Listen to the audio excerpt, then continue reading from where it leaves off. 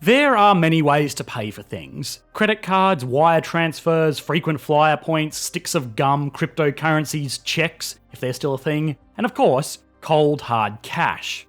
Physical cash is one of the easiest ways to instantly and reliably conduct commerce. Perhaps that's because it's tangible and by and large universally understood as a medium of exchange. This is important to understand because the success of any economy is predicated on commerce. Therefore, the need for making transactions as simple as handing over a note is paramount to the success of any nation. Now, this is certainly not news. It has been well documented that the ease of transactions within a nation is as big of a determinant of economic success as access to natural resources like oil or natural gas, or even a well-educated population. Fortunately, modern financial systems have made spending money extremely easy, and a lot of that is by design. Although, amongst all of this, cash is still a staple of regular transactions. So what would happen if we got rid of it? And this is not some obscure hypothetical. In fact, for a while now, society has been pulling back on the use of cash in a very big way. Just think, when was the last time that you paid cash for anything?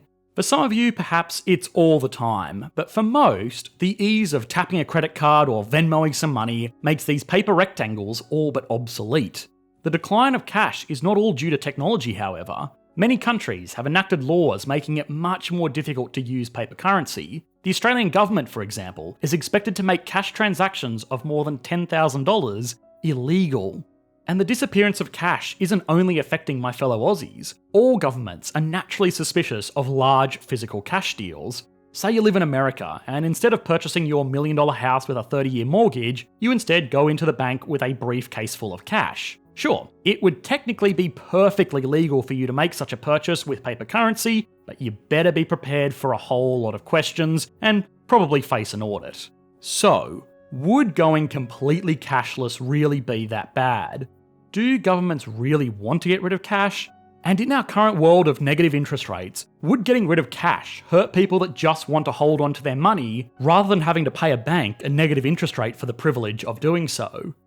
This episode of Economics Explained was made possible by our fans on Patreon. If you would like to gain early access to these videos before they're uploaded to YouTube, as well as participate in our exclusive Q&A sessions, which are now hosted every Saturday at 9 AM Eastern Standard Time, please consider supporting our channel on patreon.com/economicsexplained. For those of you who don't remember the last time you paid cash for anything, it's logical to think that a cashless society is just the natural result of technological progression. After all, we no longer use gold coins or goats to trade with one another, so if technology makes it better and easier to do everything electronically, then what's the harm in embracing change?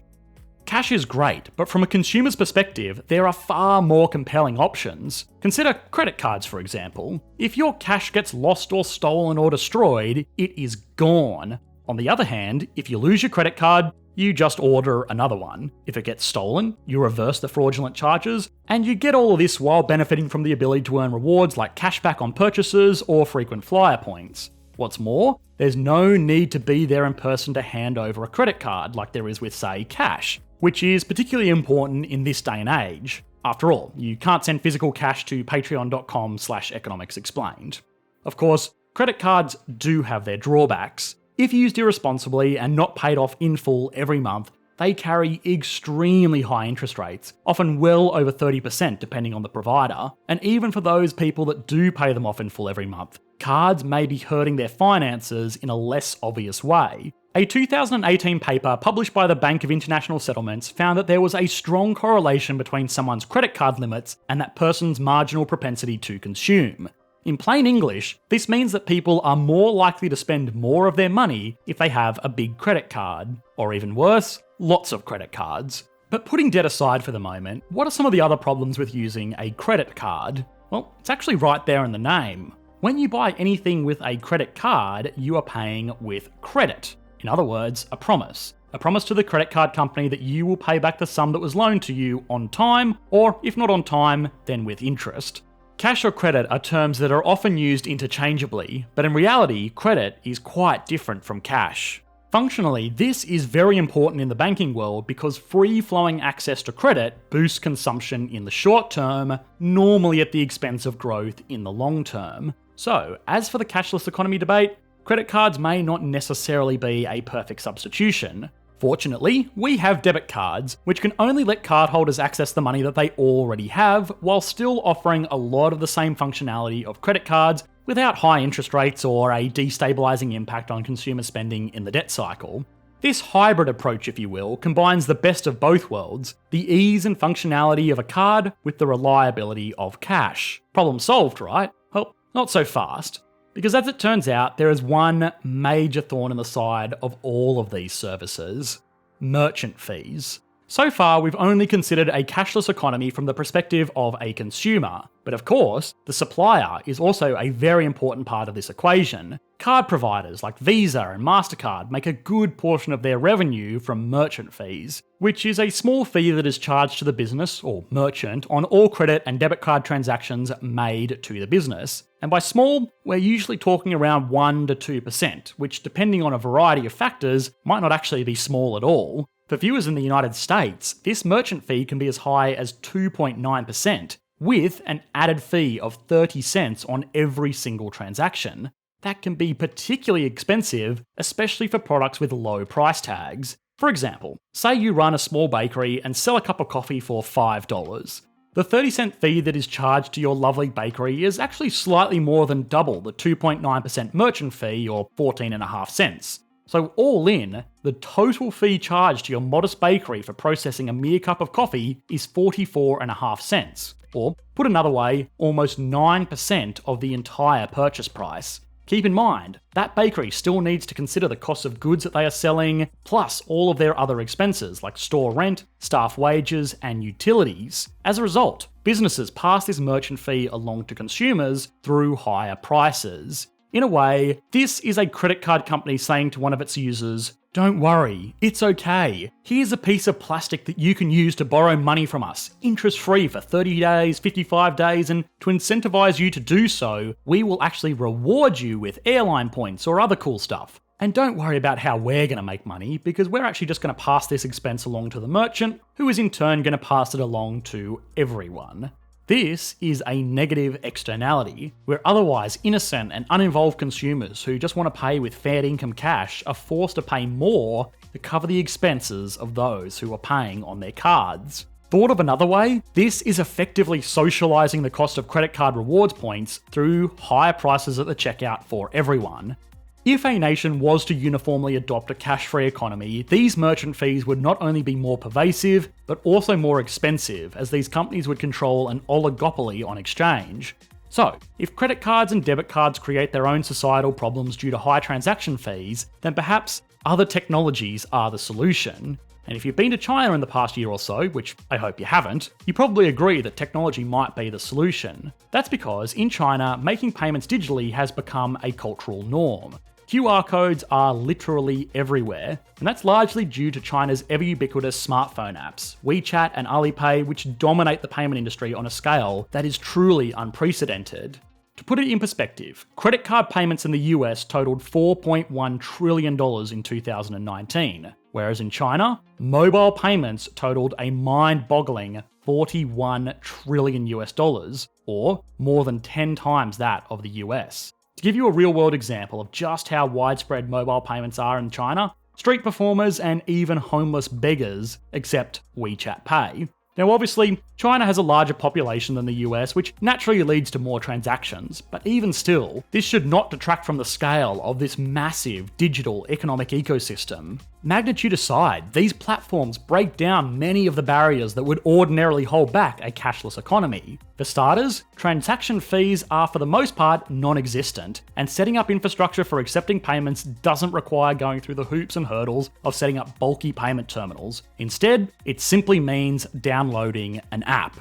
To go back to our previous example of running a small bakery, we saw that all the payment merchant fees were effectively 9% of a sale of a purchase price of a $5 cup of coffee. If our hypothetical bakery was located in Beijing and we were using WeChat, the merchant fee would instead be $0, adding that 8.9% back to the business, all while being a lot easier to set up and get going.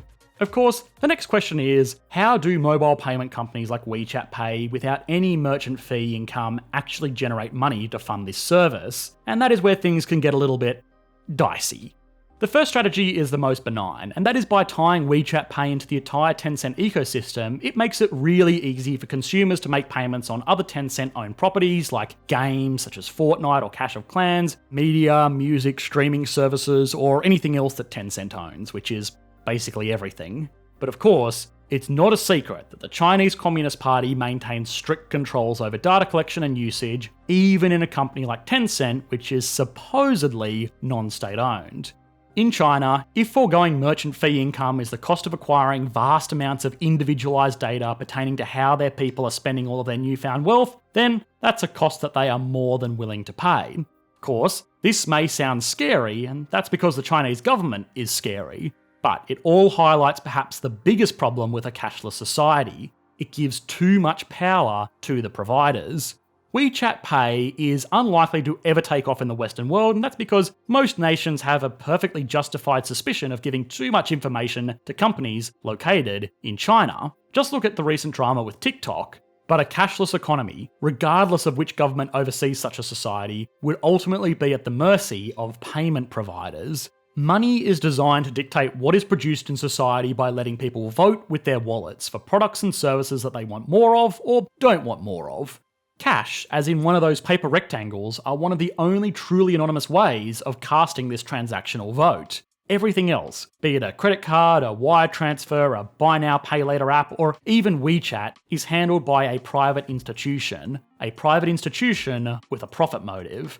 Now, some of these private companies are better than others, but they do ultimately have the same power to sway the outcome of these transactional elections. What's more, is that these payment overlords have the ability to completely deny service to any business or individual they choose.